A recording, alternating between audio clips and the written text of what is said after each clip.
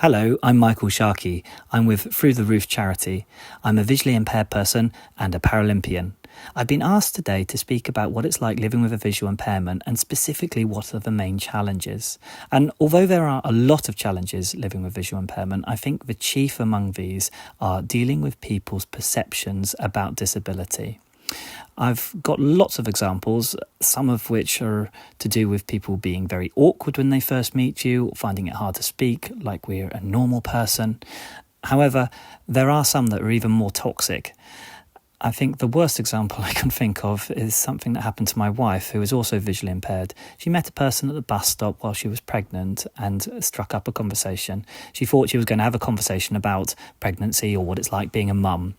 However, the conversation took a real dark turn when the lady she was speaking to found out that Nicola was only 16 weeks pregnant, and that was a huge relief because there was still time for her to terminate the pregnancy. She assumed that because Nicola was visually impaired, that she wouldn't have wanted the pregnancy.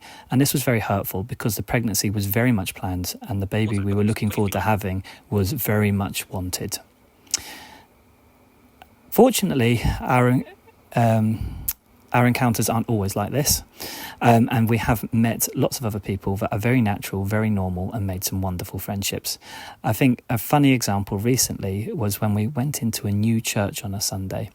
We came in, we didn't know anyone, we were welcomed very warmly, and we sat down to listen to the sermon. At this point, the speaker started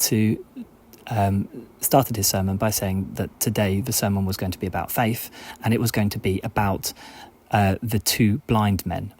Now, Nicola and I thought this was hilarious. We would have loved to have seen the expression on the person's face when he knowingly was planning to deliver his sermon and saw that two blind people had walked into the church. We hadn't come on this occasion because there was the sermon was about two blind people. It just so happened that we were there on that time. Anyway, he continued with his sermon and he was unwavering and very, very normal. No problems.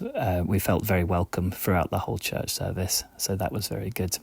I think my biggest piece of advice to anyone encountering a disabled person is just try to treat them as you would anyone else.